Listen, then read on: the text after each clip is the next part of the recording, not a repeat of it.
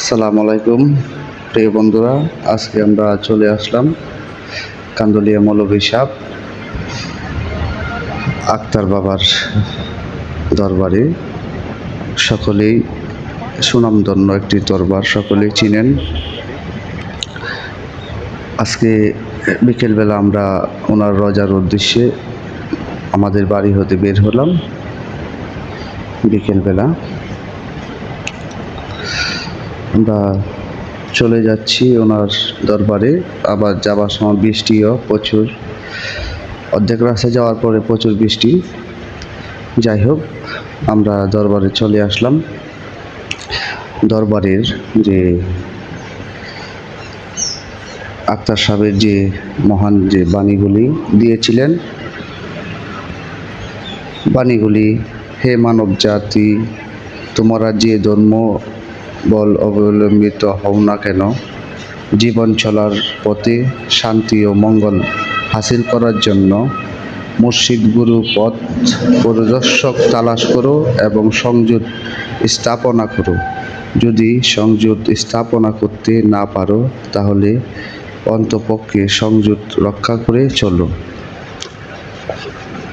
এই বাণীটি ছিল ওনার বাণী। ওনার দরবারটি হচ্ছে কুলিয়াচর থানায় অবস্থিত, ফরিদপুর ইউনিয়ন, ফরিদপুর গ্রামে ওনার পারিবারিক জায়গাতে উনি সমাধি মাজার শরীফ হয়েছেন। ওনার আরও একটি মজার, সুন্দর, খুব দামি একটি বাণী আমরা দেখেছি। ওনার বাণীটি হচ্ছে: আমি কে, আমি কি। দর্শন আমার মূলধন, যুক্তি আমার শক্তি, প্রেম আমার বৃত্তি, মুর্শিদ চরণ আমার প্রাণশক্তি, বিশ্বাস আমার ধনভাণ্ডার, জ্ঞান আমার হাতিয়ার, ধৈর্য আমার অহংকার, আত্মমর্যাদা আমার অহংকার, স্রষ্টা সৃষ্টি আমার সম্পদ, চিন্তা আমার লক্ষ্য, সত্য আমার প্রেরণা, বাধ্যতা আমার পথ, সালাত আমার আনন্দ, নিজের সাথে যুদ্ধ আমার নীতি। তাই হয়েছি আমি, আমি, আমি হক্কানি। এই যে বাণীগুলা, এগুলা হচ্ছে সত্যকারের এবং সঠিক বাণী, মহামূল্যবান বাণী। এই কথাগুলি বুঝতে গেলে বা বুঝতে পারলে একটি মানুষের জীবন আসলেই ধন্য হয়ে যায়।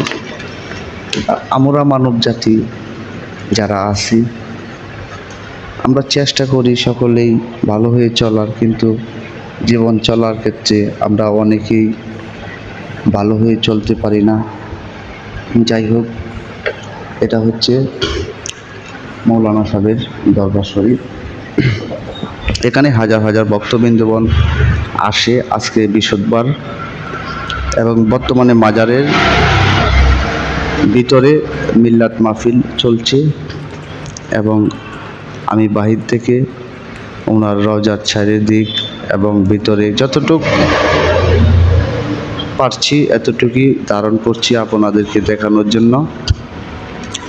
কারণ আপনাদের আমার যে কোনো ব্যক্তি, যে কোনো ধর্মেরই হোক না কেন, প্রচণ্ড পরিমাণ যদি মন খারাপ হয় বা খারাপ থাকে, সময় খারাপ হয় বা সময় খারাপ থাকে, তাহলে আমি একটি কথা বলবো, আপনারা যে কোনো একটি আল্লাহর ওলির দরবারে চলে যান, গিয়ে একটু সময় দেন। আপনার ভুল কোথায় হয়েছে, আপনার কোথায় কি হয়েছে আপনি ধরতে পারবেন। একটু মনোযোগ দিয়ে যে কোনো দরবারে যান। অবশ্যই অবশ্যই সে আল্লাহর ওলি হতে হবে, যার কিনা সরাসরি আমাদের হযরত মুহাম্মদ সাল্লাল্লাহু আলাইহি সাল্লাম এবং বড় পীর সাহেব এবং খাজা মঈনুদ্দিন চিশতিয়া, ওনাদের সাথে যাদের সরাসরি সংযোগ রয়েছে। ওলিদের যে মূল বাণীগুলা হচ্ছে: নিজের বিচার নিজে করো দিন রাতে, রাত্রি দিনে, সাবধান হাসতে খেলতে দেখতে আর বলতে ইমান চলে যেতে পারে। তুমি সেই ফুল হও যে ফুল প্রশংসিত হয় কিন্তু জ্বরে যায় না। যে ব্যক্তি তোমার মুর্শিদের কথা অক্ষরে অক্ষরে পালন না করে সে দিনের কাজ করতে পারে না। আল্লাহর প্রভাব মোতাবেক নিজের স্বভাব তৈরি করলে আল্লাহর পরিচয় লাভ করা হবে। মুর্শিদ দর্শনের মাঝে আত্মদর্শন আর আত্মদর্শনের মাঝে আল্লাহর দর্শন। মনে রেখো, কেহ কোনো কাজে লেগে থাকলে মেঘে খায় না। প্রশংসাকারী হও, তাহলে প্রশংসিত হতে পারবে। মুর্শিদের প্রতি প্রেম, বিশ্বাস ও আত্মসমর্থন যত অধিক হবে তত তোমার অহংকার কমে যাবে। প্রত্যেক ব্যক্তির তার স্থায়ী কর্মের মধ্যে আবদ্ধিত থাকবে। এহসানের প্রতিদান অহসান ব্যক্তিত্ব কোনো কিছু হতে পারে না। জ্ঞান সঞ্চয় করো, মন্দ গাই নয়, বিপদগামী করিও না। যারা বোঝে তারা অজ্ঞান শিক্ষিত হবে কি? আসলে এই কথাগুলাই, সত্য বাণীগুলা সকলের জন্যই খুবই জরুরি এবং খুবই প্রয়োজন জেনে রাখা। কারণ আমরা সকলেই মানুষ, সকলেই আমাদের একদিন না একদিন বিচারের দিনে মহান সৃষ্টিকর্তার সামনে দাঁড়াতে হবে। এগুলা হচ্ছে যারা আক্তার সাহেবের আশেকান আছে, দরবারের বিভিন্ন কাদেম, তারা তাদের স্থান এখানে তারা থাকে। আর এটা হচ্ছে আক্তার সাহেবের মূল রওজার। এখানে প্রচণ্ড পরিমাণ মানুষ আসে, জানি না কেন আসে। অনেকে অনেক উদ্দেশ্য নিয়ে আসে। কেউ খারাপ উদ্দেশ্য নিয়ে আসছে, কেউ ভালো উদ্দেশ্য নিয়ে আসছে। কারণ মানুষ যার, তাদের কোনো চাহিদার শেষ নেই। চাহিদা এরকমই একটি জিনিস যা মানুষের ঈমান আমলকে নষ্ট করে দেয়। তবে চাহিদা থাকা ভালো, সেটা হচ্ছে নিজের স্বার্থের ভিতরে এবং সঠিক চাহিদার মধ্যে। তারা ইসলামের আলোকে দেখতে পায় না যারা আল্লাহর জন্য লালিত নয়। যে অচল হয় পৃথিবী চলে, তার কাছে অচল পয়সার দাম আছে। সরলে গরল মিশাইও না, গরলে সরল মিশিয়েও না। যার প্রেমে গুরু নেই, শেষও নেই তার প্রেম কাঁচা। দরবারে এসো আশেকান হিসাবে, নারী পুরুষ হিসাবে নয়। এ কথাটাই বাস্তব। উনি বলেছে দরবারে এসো, আপনি পুরুষ, আপনি নারী। আপনি পুরুষ যদি নারীর লোক নিয়ে যান তাহলে দরবারে আসার কোনো দরকার নেই। মহিলা যদি পুরুষের লোক নিয়ে দরবারে যান তাহলে মহিলাদেরও আসার কোনো দরকার নেই। কারণ উনি বলেছে দরবারে আসো, নারী পুরুষ উভয়কে স্মরণ করি। এটা হচ্ছে দরবারের ভিতরের সাইড। এটা হচ্ছে মূল রওজার সাইডটা। ওনারা দাঁড়িয়ে মিলাদ মাহফিল করছে। কারণ প্রতি বৃহস্পতিবারে আসর নামাজের পর এই মিল্লা শরীফটি হয়।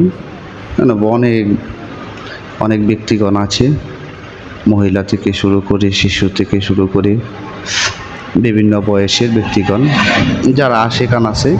তারা আগে অনেক গান বাজনা হইতো ওই দরবারে, এখন মনে হয় মেয়েদের গান বাজনা নিষিদ্ধ করা হয়েছে। ওই কারণে মিল্লাত শরীফ হয় দরবারের পর। এটা হচ্ছে দরবারের গেট। খুব সুন্দর করে কাজ করা হয়েছে এবং খুব শান্তির জায়গা। কারণ আল্লাহর ওলির জায়গা তো একটু শান্তি হবে। আপনারা আসতে পারেন যে যেখানেই থাকেন। আর সেই দরবারটির কথা তো অবশ্যই আপনারা শুনেছেন। ওনার যেই নাম বা ওনার যে টাইটেলটি হচ্ছে হযরত মাওলানা আবু আলী আখতার উদ্দিন শাহ কলমদর গাউস পাক এর মাজার শরীফ। এটা আমার আপনার সকলেরই পরিচিত।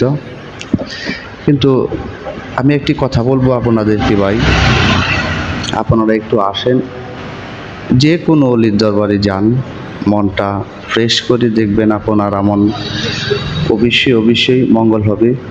কারণ আল্লাহ এরকমই একটা ব্যক্তি, ওনার প্রতিনিধিদের কাছে যখন কোনো মানুষ যায়, ওনাকে ওসিল্লা করে যখন আল্লাহর দরবারে কিছু চাই, তখন মহান আল্লাহ রাজি খুশি হয়ে এগুলো যা চাই তা দেওয়ার জন্য চেষ্টা করেন এবং দেন। তার জন্য বলবো, আর অবশ্যই সকলেই চেষ্টা ও ভরসা একমাত্র আল্লাহর উপরেই করবেন। কারণ আমাদের সৃষ্টিকর্তা একজন। তবে হ্যাঁ, মাধ্যম অবশ্যই 100% মাধ্যম লাগবে। মাধ্যম ব্যতীত আপনি কোনো কিছুই লাভ করতে পারবেন না। মাধ্যম এরকমই একটা জিনিস যারা সঠিক পথে মমিন ব্যক্তি তারাই বোঝে। আর ওনার দরবারটি খুবই সুন্দর ও আকর্ষণীয় একটি দরবার, আপনারা আসলে বুঝতে পারবেন।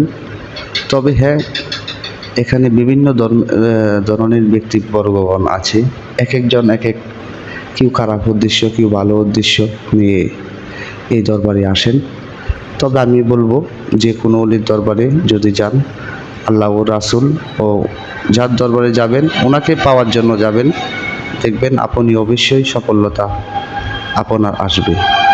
তবে হ্যাঁ, আমার এই ভিডিওটি যদি আপনাদের ভালো লেগে থাকে তাহলে দয়া করে অবশ্যই একটি লাইক, একটি শেয়ার করবেন, আর আমার চ্যানেলটিকে সাবস্ক্রাইব করবেন এবং আরও নতুন এরকম ভিডিও পাওয়ার জন্য আমার পাশে থাকবেন, আমাকে একটু সাপোর্ট করবেন।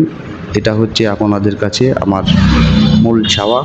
আমি আপনাদেরকে আরও নতুন কিছু দেওয়ার জন্য চেষ্টা করব। আমার জন্য দোয়া করবেন, আপনাদের জন্য আমার দোয়া রইল। অবশ্যই ভালো থাকবেন, দোয়া করি। আসসালামু আলাইকুম, খুদা হাফেজ, সকলেই ভালো থাকবেন।